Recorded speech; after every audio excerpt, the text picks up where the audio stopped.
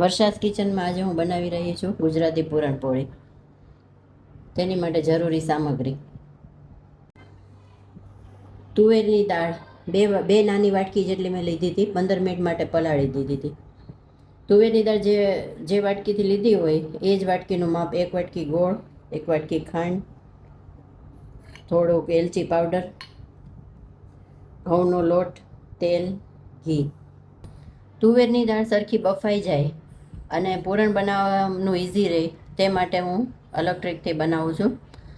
કુકરમાં તળિયે થોડુંક પાણી મૂકી અને એમાં કાંઠો મૂકી અને આ તુવેરની દાળ જે 15 મિનિટ માટે પલાળી હતી એ પણ તેમાં વાટકો મૂકી દેવાનો અને એમાં થોડુંક પાણી નાખી બાફવા મૂકી દેશું.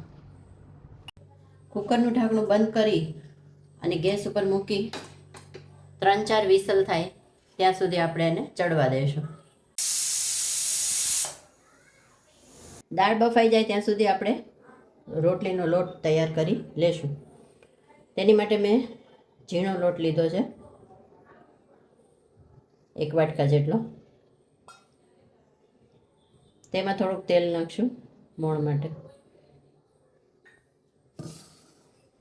અને રોટલી જેવો લોટ બાંધી દઈશું. આ રીતના રોટલી જેવો મુલાયમ લોટ બાંધવાનો છે. લોટ થોડોક પહેલાં બાંધી લેવો એટલે લોટમાં સ્ટ્રેચનેસ આવી જાય. તરત બાંધીને કરશો તો સરખું તમારી પૂરણપોળી બળશે નહીં. આટલો ઢીલો લોટ બાંધવાનો છે અને પછી તેને ઢાંકી દેશું, તેથી સરસ કોણ આવી જાય. પૂરણ માટેની દાળ બફાઈ ગઈ છે. બાફેલી દાળમાં આપણે ગોળ એડ કરી દઈશું.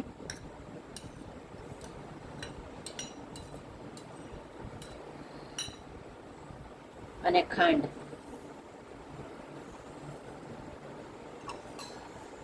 પછી તેને સરખું હલાવી નાખશું. પૂરણ માટેની દાળનું મિશ્રણ જે આપણે તૈયાર કર્યું હતું ગોળ અને ખાંડ નાખીને, એ આપણે મિક્સર જારમાં લઈ લેશું.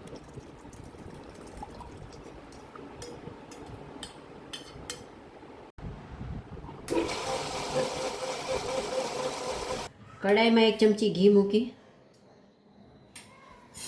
તેમાં આપણે જે આ બધું મિશ્રણ તૈયાર કર્યું હતું પૂરણ માટેનું એ ઉમેરી દઈશું.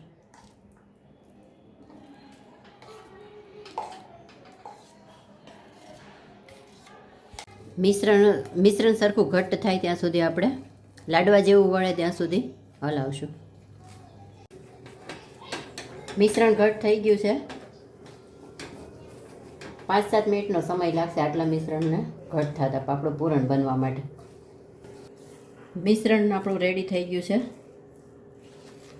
ગેસ ઉપરથી ઉતારી લેશું અને તેમાં એલચીનો પાવડર નાખી દઈશું અને મિશ્રણ ઠરવા દેશું. પૂરણ આપણું ઠરી ગયું છે એટલે આપણે એને નાના નાના બોલ્સ બનાવી લેશું. હાથ થોડા ઘીવાળા કરી અને આ રીતના બોલ્સ તૈયાર કરી લેવાના.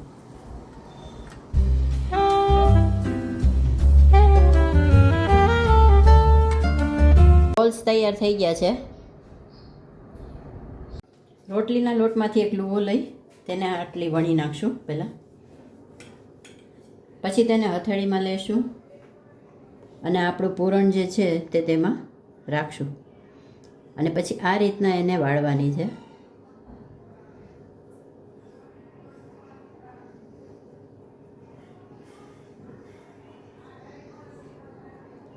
બધું પૂરણ અંદર આપણે આવી જાય અને બહાર એને રહી નહીં એ રીતના વાળવાની છે. પછી થોડોક ઉપરથી લોટ કાઢી નાખશું અને આ રીતના લુવો તૈયાર કરશું. પછી આ રીતના તેને વણી નાખશું. તમારે જે સાઈઝની કરવી હોય એ સાઈઝનો તમારે લુવો લેવાનો.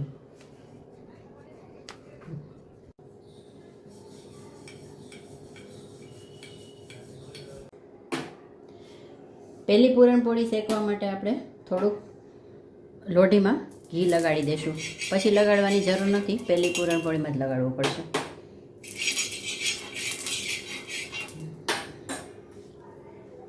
પછી આ પૂરણપોળી આપણી વણેલી હતી એ તેમાં નાખશું. આ રીતે આપણે બધી પૂરણપોળી તૈયાર કરી લેવાની છે. પૂરણપોળી શેકાવા દેવાની છે. સરખી શેકાઈ જાય, બે બાજુ સરખી શેકી લેવાની છે. આપણે પૂરણપોળી તૈયાર થઈ ગઈ છે. આપણે